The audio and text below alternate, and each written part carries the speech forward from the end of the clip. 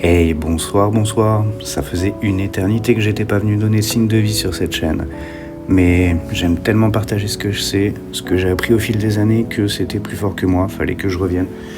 Et là, je reviens avec quelque chose de vraiment très simple, vraiment très basique, entre guillemets. Comment réussir à faire un ombrage très simple, en quelques clics. Mais vraiment sans trop se prendre la tête, mais réussir à avoir quelque chose de correct quand même. On va commencer avec un cercle. Quelque chose de basique, justement, comme je disais. L'idée, c'est d'avoir un rendu cool. Donc là, je garde mon cercle, qui va être ma forme de base, sur mon premier calque. Je le duplique, enfin j'en fais un autre, nouveau. Et je vais passer sur une brosse que tout le monde a, l'aérographe doux, qui je trouvais vraiment une chouette brosse. Par contre, si je fais ça, je vois plus le cercle à travers. Donc ce qu'on va faire, on va le faire passer à 50%, justement, histoire de voir. Et ensuite, on place notre ombrage.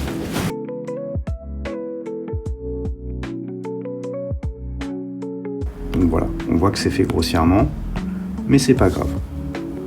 On repasse à 100%, et mon calque d'ombrage, on va lui mettre un flou gaussien.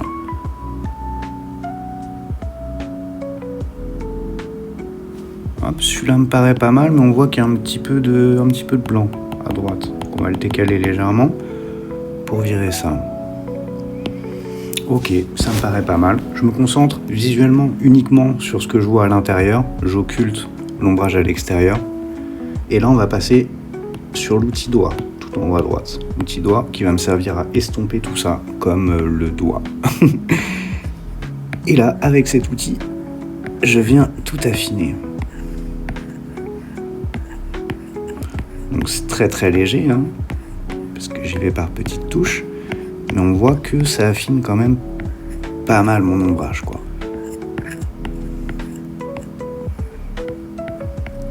Ok, et je vais le garder comme ça, parce que je l'aime bien. Ensuite, une fois qu'on a notre ombrage, on va aller retourner à notre forme de base, le cercle, sur le calque 1, et avec l'outil sélection en mode automatique, on va choisir l'extérieur, parce que l'extérieur, dans notre ombrage, on n'en veut pas. On repasse sur le calque d'ombrage, et avec la gomme, on vire tout.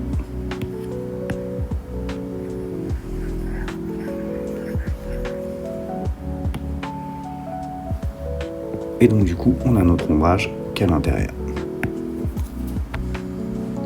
Il est peut-être un petit peu brut. Là, ce qu'on peut faire, c'est prendre la gomme avec une opacité très faible, et venir le nettoyer peut-être un petit peu plus, parce que je trouve qu'il est vraiment vraiment violent.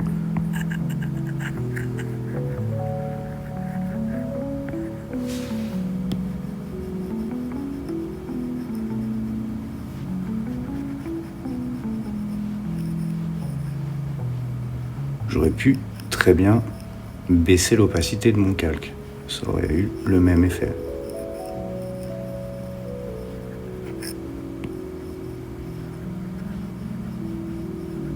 Tout ça, c'est une question de gestion visuelle. Ça dépend de comment vous le voyez. Il faut réussir à avoir un petit peu de recul sur ce que vous faites pour lui donner une vision cohérente. Et voilà, on arrive à ça. On peut également refaire la même chose. Une deuxième fois, pour lui donner plus d'intensité, on reprend l'aérographe doux.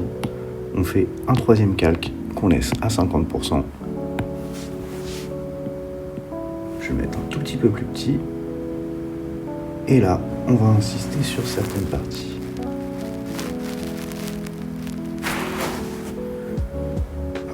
On repasse là, opacité à fond, et la même démarche. On repart sur le flou gaussien. Je fais un deuxième calque d'ombrage, de manière à pas impacter le premier. Comme ça, je peux travailler que sur le deuxième. On repart sur l'outil doigt. On estompe encore un peu.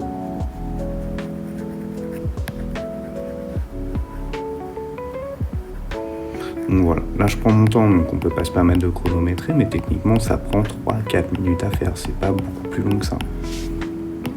Ensuite, on repart sur le calque, qu'il soit affiché ou non, c'est pas grave, la sélection va fonctionner quand même, il n'y a pas de problème. et on réefface ce qu'il y a en trop. Et du coup, on a notre sphère. Après, faire un ombrage sur Procreate, c'est quelque chose de très situationnel. Là, je vous montre sur une sphère, on a choisi quand même quelque chose qui donne un peu de volume à une forme, mais il y a des fois où ça va être beaucoup plus exigu, il y a des fois où ça va être beaucoup plus complexe de venir ombrer.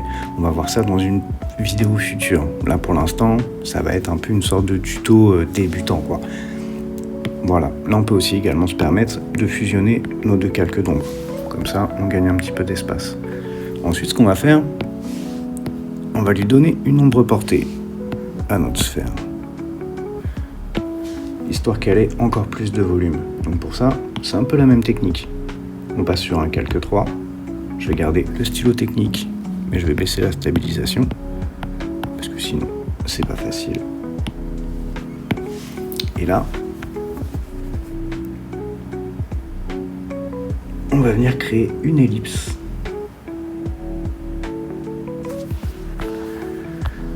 N'oubliez pas de mettre vos lunettes pour voir l'ellipse, très important. Jérémy, si tu nous écoutes. Et c'est tout. On la place un peu comme on veut.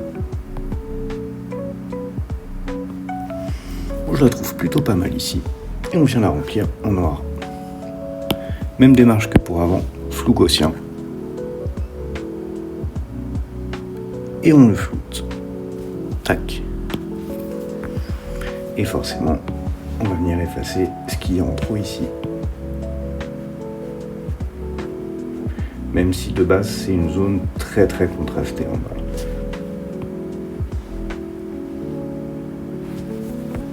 Ok. Donc là, j'ai l'impression qu'on est pas mal. Je la trouve un petit peu foncée. Je vais aller l'alléger par endroits, notamment ici, là, sur les contours. Mais s'il y a un endroit où il faut un maximum alléger, c'est sur l'extérieur. Pareil avec la gomme. On va venir éclaircir l'extrémité de mon ombre portée. Et on peut se permettre de remettre l'outil estompe pour bien affiner.